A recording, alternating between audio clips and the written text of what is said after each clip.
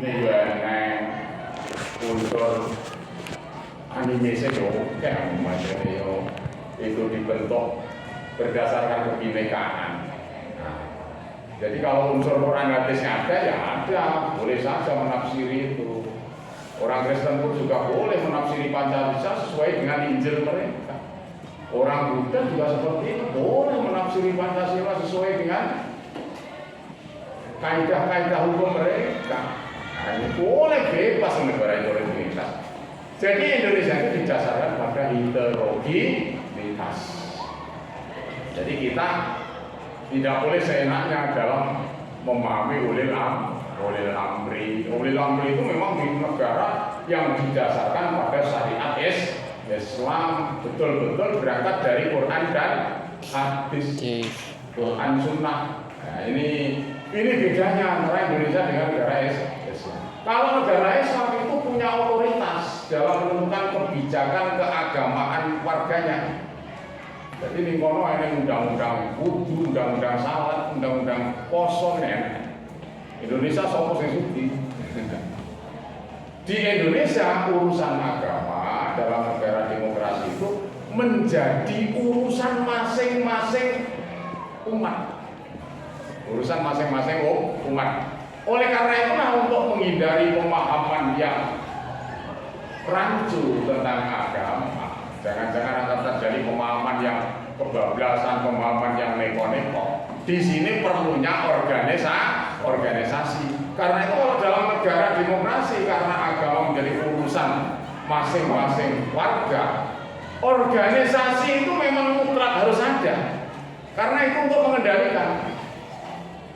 mengendalikan pemahaman dari umat Islam. Ojo sampai pemahamannya umat Islam itu ngobrol-ngobrol kesana kemari, tersesat dengan adanya organisasi. Bisa berpikir secara kolektif, secara tim. Nah ini fungsinya organisasi. Nah karena itu ada organisasi yang bercorak tradisional, ada organisasi yang bercorak modern. Untuk apa? Ya untuk mewadahi, karena masing-masing pikiran manusia itu berbeda-beda. Enak sing pikirannya tradisional, wis aku ngene wis pokoke iki. Ya enak sing ngono, enak sing inovatif. Kowe cepet, gentar cepet, gerak cepet. Maka di situ ada yang lebih memilih tradisional, ada yang lebih memilih modern. Biasa. Ojo dianggap itu sesuatu yang terlalu sakral. Sekali-kali kok di tradisional kok tidak cocok. Kok ngene-ngene terus aku ngene bingung. Yo ngalih ning modern. Kan ning modern tidak cocok, untuk ora cocok ning aku pilih orang penak. Yo ngalih ora. Itu saja penak. Ora usah dibuat iki buat kok tersesat ning bener rokok. Kelingo ning donya kuwi ana 33 golongan wong Islam sing kumpul sami. Mengsak golongan sapa? Golonganku. Egois pol. Wong sing egois pol golonganku. Iki ora titik sing ngono kuwi. Kathah, Pak. Jangan dipikir terlalu dalam memahamiku. Sing ngerti sapa 73 golongan itu satu golongan yang masuk surga tanpa hisab. Yang tahu hanya Allah Subhanahu wa ta'ala. Diukur menurut hati nurani masing-masing, niat baik seseorang. Jadi ojo diukur kok golongan aku. Malek ngono aku yo pengen gawe golongan dhewe, golongan surga ya. Kok sing golongan aku mudah. Iki bayar sing akeh. Bayar wae. Jadi jangan diukur dari situ. Mau stres ke aku swarga apa neraka ditipu liyane nek cinta 70 pilihan iki cinta. Aku munggah swarga lho. Malah kalau aku munggah swarga wis enak wae urip karuan. Nah, itu jangan diukur seperti itu. Wallahu alam, yang tahu hanya Allah Subhanahu wa ta'ala. Jelas semua manusia itu potensi untuk mengalami kejelekan dalam dirinya. Jangan sampai itu sebenarnya hanya pancingan dari Allah supaya umat manusia itu berhati-hati dalam memilih golongan. Golongan itu kok isih kalau galangan golongan partai wong Jawa gitu. Nah itu jadi seperti itu sebenarnya. Jangan usah dikuat nanti kira karuan terus saling mengklaim golonganmu salah, golonganmu sesat. Sing liya yo males golonganmu salah, golonganmu sesat. Saling menyesatkan, saling musrik-musrikan, saling mengkafirkan. Yo perang bronto muncul mikir majune mau iso narik amal Islam terus piye lek ya itu. Jadi dari situ kita bisa memilah dan mengingat sekarang itu banyak berita-berita hoax berkembang di dunia internet, lebih-lebih dengan perkembangan teknologi AI loh. AI. Sing asli kalau sing palsu semakin Podo wae. semakin tidak bisa dibedakan. Teknologi AI itu yang berbahaya. Apalagi orang-orang yang masih mengenal dunia medsos. TV saja, stasiun TV itu susah untuk memilah. Karena kebanyakan mereka juga mengambil dari medsos. Dipilah sih. Betul buat TV, sing kleru yo kae. Sing kleru provokator di luar TV yo kae. Ya. TV saja susah memilah dan memilih. Jadi kembali ke ijma itu perbedaan pendapat di kalangan ulama, yang kesepakatan pendapat di kalangan ulama ya. Dan itu menyangkut seluruh dunia, mewakili seluruh bangsa.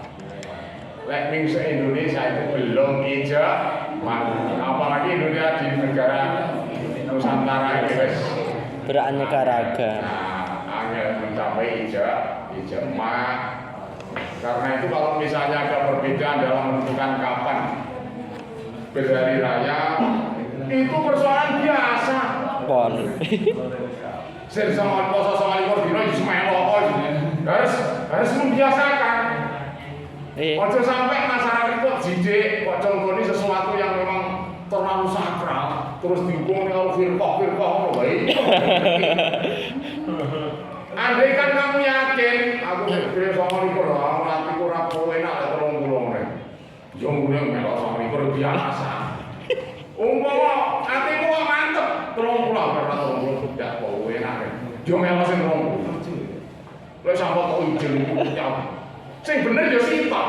Lek ra 30 sama 5. Yo enak sing bener loro, bener kabeh ya mesti.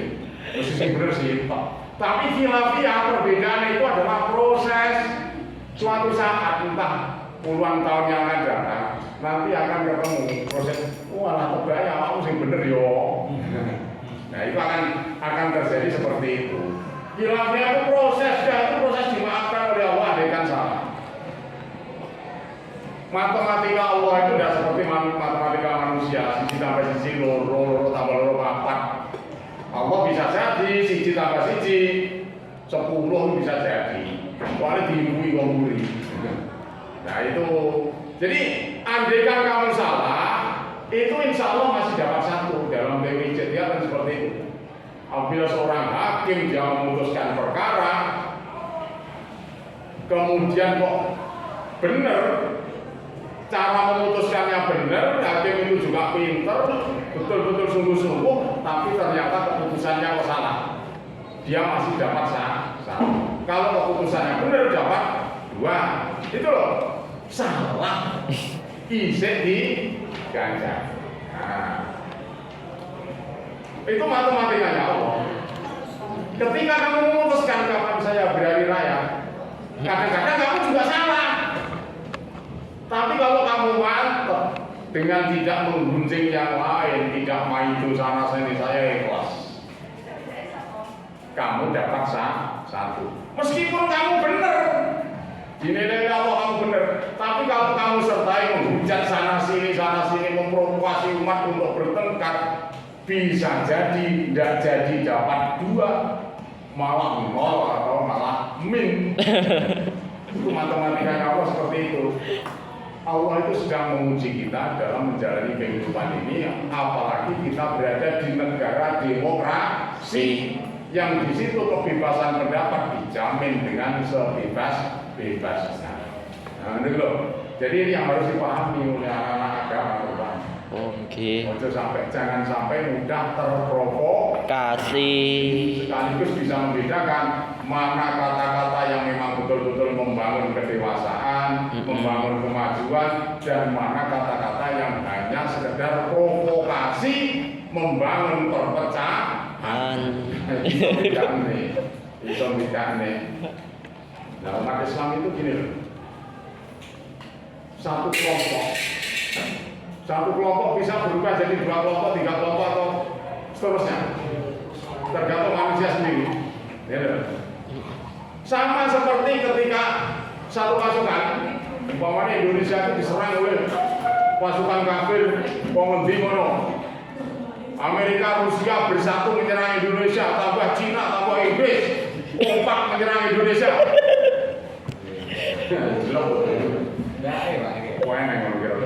Ya bisa aja.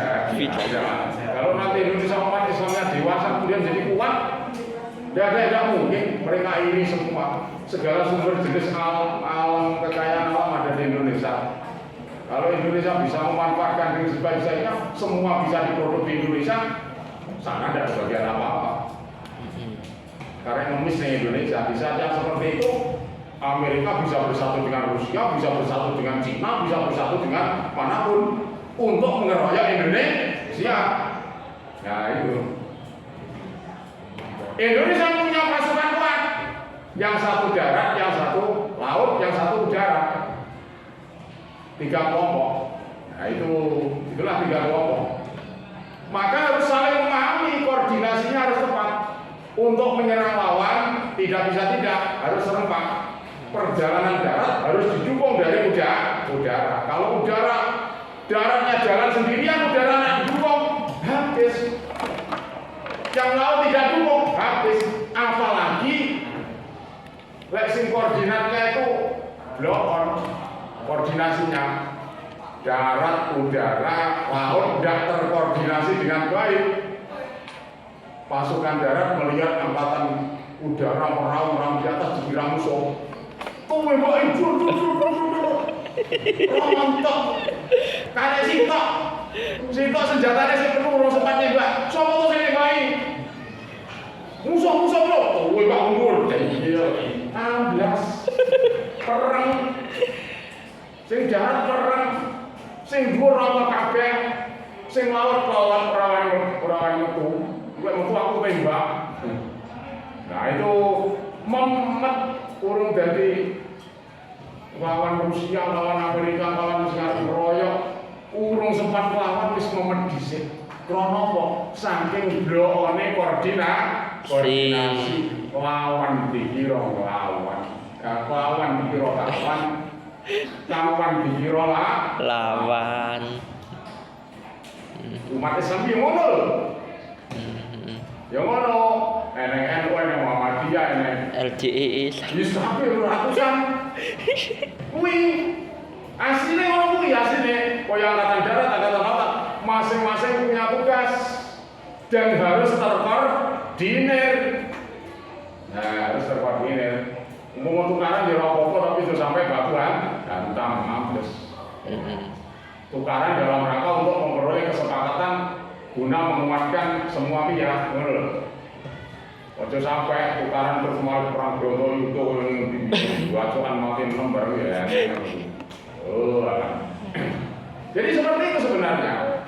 Saling menguatkan. Masing-masing punya kelebihan. Jadi bisa bicara tentang kelebihan aja. Kekurangannya ya mesti jenenge wong. Kelebihan itu yang dimanfaatkan kemudian dikoordinasikan dengan baik antara satu dengan yang lain. Nah, itu sama seperti pasukan. Musuhnya siapa? Musuhnya kebodohan, keterbelakangan, terus apa nih? Kemalasan, Kemiskinan itu juga musuh. Kemiskinan, kemalasan mesti. Pasti. Itu yang menjadi musuh utama. Leleng arep nyerang musuh terus kudu mati dewi-dewi. Gara-gara perselisihan antara sesama. Ya musuhnya sing jaya terus. kemelaratan masih merajalela, pengangguran, kebodohan, keterbelakangan, korupsi merajalela. Gara-gara apa?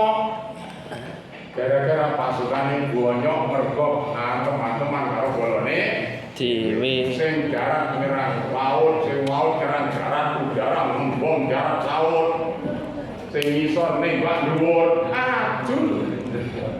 Itu lagi. Nah, itu. Karena itu ya kita berhati-hatilah ketika kamu bicara tentang penafsiran firqah. Firqah itu dalam hadis ada firqah najiyah. Siapa yang tiga golongan itu, yang satu golongan yang ahli surga itu siapa? Ahli sunnah. Apa benar? Ya Allah yang tahu. Jangan dinilai sendiri. Tidak gitu pikiranmu. Itu hanya Allah yang Tahu. Yang jelas dari kelompok yang dibikin manusia. Kelompok ini ya, yang sing munggah swarga, kelompok ini ya, yang sing munggah swarga, sing nyemplung neraka ya. Pirang-pirang, kelompok ini ya, kelompok ini enek. Jadi oleh kamu sing Muhammadiyah kok cetok kanca NU kok. Lho kok mlebu swarga to sampean? Nyambung. Itu biasa. Oh. Ora. Ning swarga aku ora cetok belas karo Muhammadiyah jere sapa? Pada Islam. Jere provokator. Utawa kadang-kadang kowe harus kowe iso ning kene gara-gara tak tulungi. Wis sapa ngomong. Ya sing ngomong ngono ya sapa. Jadi itulah itu hal-hal yang seperti itu jangan dijadikan sebagai satu pedoman dalam memahami. Jadi itulah itu kita mengembangkan dari makna ijma'. Ijma' itu Kesempatan. kesepakatan sedunia dalam satu masa. Karena itu kalau saya mencari contoh ijma' kok aku tidak bisa terus. Karena sulit. Yang ada itu fatwa. Fatwa ulama terkenal dari Mesir, fatwa ini, fatwa itu. Fatwa perorangan maupun fatwa organisasi. Kalau ijma' itu memang susah. Ya, susah. Kalau kias itu kan menyamakan. Semua ulama ya sepakat untuk menggunakan kias sebagai landasan hukum. Hanya saja mereka berbeda pendapat.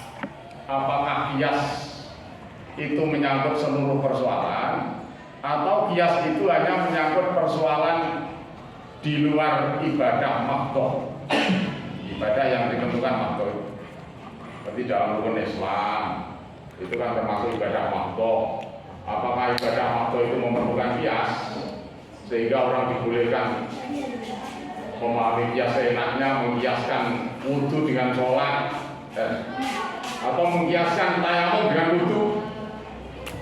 Dulu ada jamaah haji dari Indonesia ketika naik pesawat untuk pertama kali bawa lebu, katanya untuk tayamum di dalam pesawat. Monggo.